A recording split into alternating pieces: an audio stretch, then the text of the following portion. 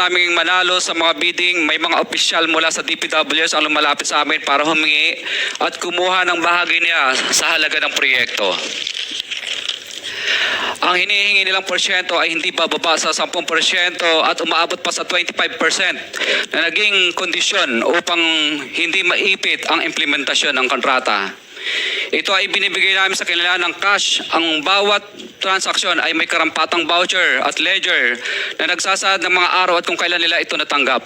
Grabe talaga yung mga kongresista, no? Ilan sa kanila ay sina Ayan, Terence Calatrava, former Undersecretary of Office of the Presidential Assistant of the Visayas of the Philippines, Kong Roman Romulo of Pasig City, Kong Jojo Ang of Uswag Ilonggo Party List, Congressman Patrick Michael Vargas of Quezon City, Kong Juan Carlos Arjo Aitaide of Quezon City, Nicanor Nicky Briones of AGA Party List, Congressman Marcelino Marcy Teodoro of Marikina, Congressman Florida Robes of San Jose del Monte, Bulacan, Congressman Leandro Jesus Madroño of Romblon, Congressman Benjamin Benji Agarao Jr., Congressman Florencio Gabriel Bemnoel of Anwaray Party List, Kong Leo de Ode Tariela of Occidental Mindoro, Congressman Reynan Arrogancia of Quezon City, Quezon Province, Kong Marvin Rillo of Quezon City, Kong Teodoro Haresco of Aklan, Kong Antonieta Yudela of Zamboanga Sibugay, Kong Dean Asisio of Caloocan, Kong Marivic Pilar of Quezon City. 21. Mayroon ding mga kinatawan ng ilang politiko na nakikipagtagpo sa amin upang manghingi ng porsyento kapalit ng mga porsyento ng mga proyekto. Ang mga porsyento ito ay 25% ay ipinipili sa amin bilang karaniwang kalakaran na wala akong kakainang tanggihan. Ilan sa kanila ay sina Regional Director Eduardo Virgilio of DPWS Region 5, Director Ramon Ariola III of Unified Management UPMO, District Engineer Henry Alcantara, DPWS Bulacan First, Undersecretary Robert Bernardo, District Engineer Aristotle Ramos of DPWS Metro First, Pasig City, District Engineer Manny Bulusan of DPWS North, Manila Deo, District Engineer Edgardo C. Pingol of DPWS Bulacan Subdeo, District Engineer Michael Rosaria of DPWS Quezon Second Deo. Karamihan sa mga kawani ng DPWS na nabanggit sa itaas ay paulit-ulit na binabanggit ang delivery ng pera ay para sa kaisaldico na dapat at least 25%. Si Kong Marvin Rillo naman ay ilang beses na binabanggit ang pangalan ni Speaker Martin Romualdez bilang kanyang malapit na kaibigan. 25. Sa tuwing umiinom kami sa Wine Story, sa BGC at sa Shangri-La Mall, sinasabi pa ni Kong Rillo na lahat ng kanyang request para sa pondo ay galing pa mismo sa unprogram funds at insertion na inaaprubahan ni Speaker.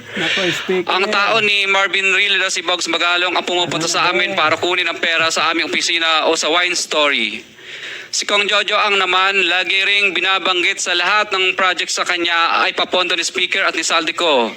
Mataas ang hinihingi sa project, dagdag pa niya, hindi naman lahat ng pera ay para sa kanya, kundi para kay Speaker at kay Saldico. Hati-hati sila, no? Sa lungsod ng Pasig naman, lumapit sa akin ang DPWS Project Engineer na si Angelita Garucha para kolektahin ang parte ni Kong Roman Romulo sa flood control projects noong 2022. 28, number 28. Pagdating ng 2025, si District Engineer Aristotle Ramos ang sumunod na nagpakilala na bagman ni Kong Roman Romulo kung saan 30% ang kanyang hiningi ay para kay Kong Roman Romulo.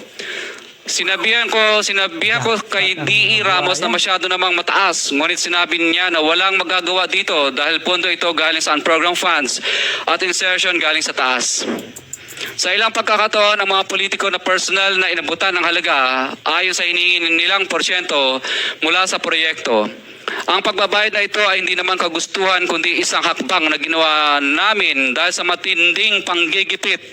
Ilan sa kanila ay sina Kong Antonieta Yudela kasama ang kanyang asawa, Kong Marvin Rillo of Quezon City, Kong Nicky Briones of AGA Party List, Grabe Arturo talaga, N. Ataide, ama ni Kong Arjo Ataide, Kong Florencio Gabriel Bem Noel of Anwaray Party List, Kong Eliandro Jesus Madroña of Romblon, Kong Benjamin Benji Agarao Jr.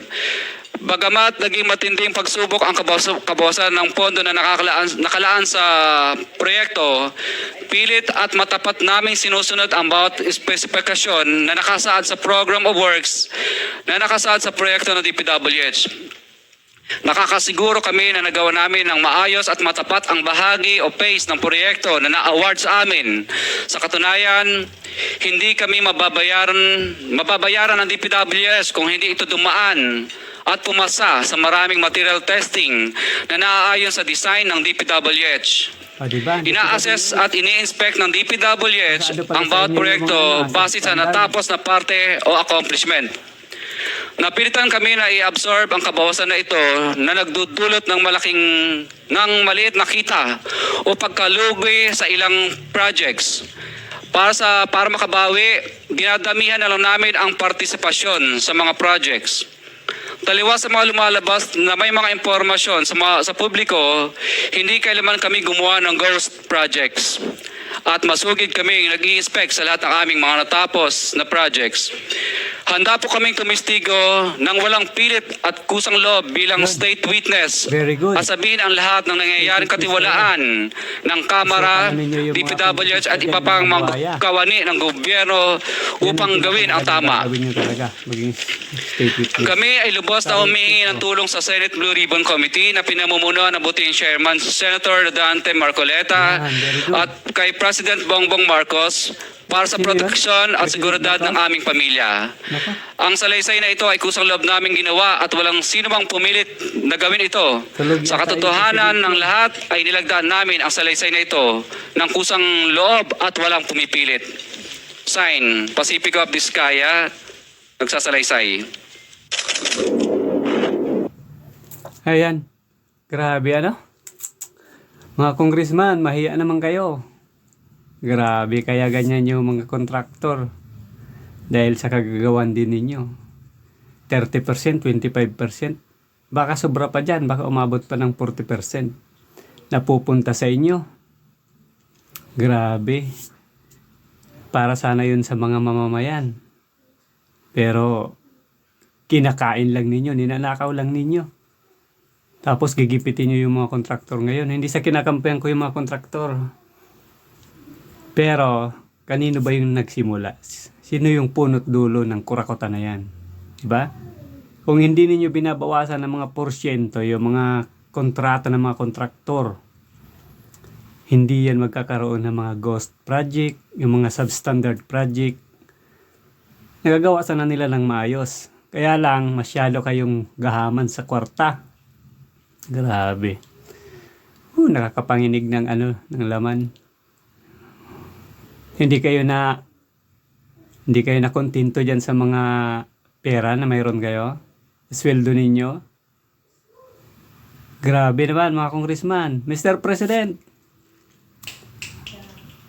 Ano nang gagawin mo ngayon? Baka tutulog ka pa rin. Hindi mo alam. Sabi mo, di ba, hindi mo alam na ganito na yung gobyerno ngayon? Sang planeta ka ba nang galing sa loob ng 3 taon? Now, Mr. President, pinakamaganda sana nito. Mag-resign ka na kasi hindi mo yata kaya eh. Hindi mo kayang pamunuan yung bansang ito. Nakakalusot sa'yo. Yung mga nasa baba mo, yung mga tao mo eh. Sa DPWH, dapat namumonitor mo kasi mayroon kang sekretary dyan eh. Diba? Grabe. Wag na, sayang yung yung confidential fund mo. Alam ko, mahigit 4 billion. Ano yun? Saan ginagastos yun? Wala kang alam eh. Hindi mo alam. Diba? Sa isang interview, sabi mo, hindi mo alam na ganito na yung gobyerno ngayon. Ikaw yung head ng gobyerno ngayon. Executive branch. Diba? Ikaw yung presidente ng bansa. Nako. Pero maganda to na nakikipagtulungan yung mga kontraktor. Magiging mga witness sila para isuka nila yung mga congressman na yan. Yung mga magnanakaw. Kaya mga congressman ngayon, hindi naman lahat, pero madami dyan eh. Paldo-paldo, yaman, bilyonaryo agad. Grabe. Mahiya naman kayo. Nako. Nakakapawis kayo. Pinapawisan ako sa inyo eh. Kasi limpak-limpak siyang salapi yung kinukurakot ninyo eh. Diba? Ganito na talaga yung kalakaran dito sa Pilipinas. Nako. It's more fun in the Philippines. Naging ano na. It's more crocs in the Philippines. Maraming buhaya na sa Pilipinas. Nandyan. Sa Kongreso. Yan sa House of the Representative. Dami dyan. Ako, mahiya naman kayo. Ay, nako. Maraming salamat sa panunod, guys. At pa-comment naman dyan sa inyo kung ano yung saloobin ninyo tungkol sa mga pag-usapan natin ngayon dito. Sana magtuloy-tuloy na to, Senador Marcolita. Sana mapukusan mo yan sa Blue Ribbon.